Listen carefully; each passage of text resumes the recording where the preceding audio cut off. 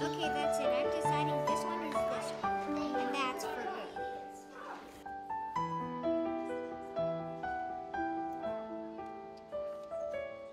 You need to take 2/3 of 4/5, right? And it's not very deep. You can see the bottom of it.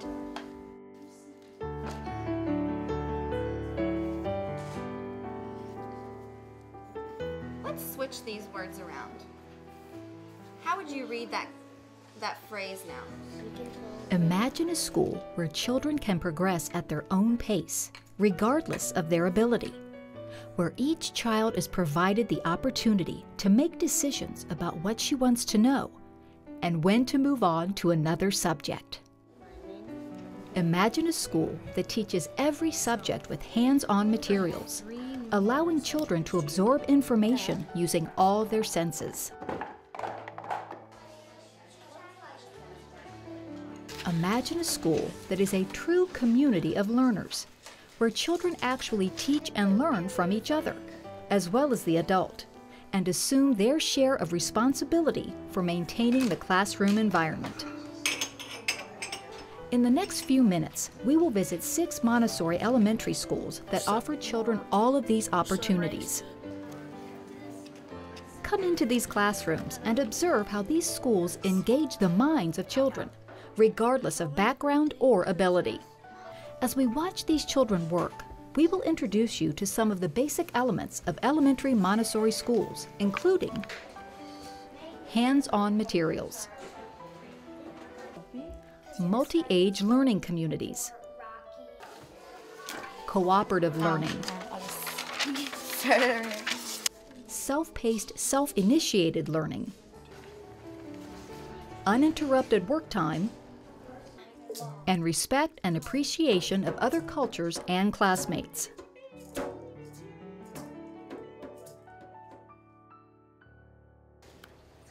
All Montessori classrooms are based on a hands-on approach to learning. The materials that teach math, science, geography, language arts, geometry, and other subjects are carefully designed to appeal to the child's imagination. Rich colors and pleasing textures, thoughtfully assembled, invite each child to take the materials from the shelf. As the child becomes comfortable with the basics of math, the materials become increasingly abstract and complex, helping the learner to understand first the patterns of addition, subtraction, multiplication, and division, and then building to the complexities of squaring and square root, cubing and cube root. 6 squared times 1, and another 6 squared times 1, so that's...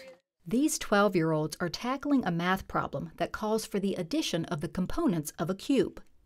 At this level, the materials provide a method for the students to check their own work, as well as a way to visualize the problem in 3 dimensions.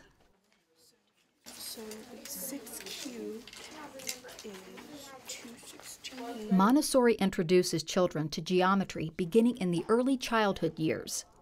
The repetition encourages children to assume responsibility for their own learning, creating a greater self-confidence as they recognize and correct their own errors. And Maria Montessori really emphasized the teacher not dictating what the child learns, but that the child can find out for themselves more as they guide their learning. Learning math through the stamp game or the beads, and language through the big black triangle for nouns, for parts of speech. Those all give very tangible representations of what may be not a concrete thing. What are the 3 articles that we use? A and the. The parts of speech are represented by symbols in elementary Montessori. Each symbol was chosen to provide cues to the function of each word. We're going to learn a new grammar symbol today, and in order to do that, I'm going to show you this. What do I have here in my hand? A ball. The notion of the verb is introduced with a red ball, full of action and motion.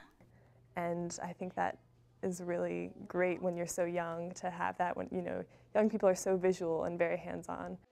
What are you?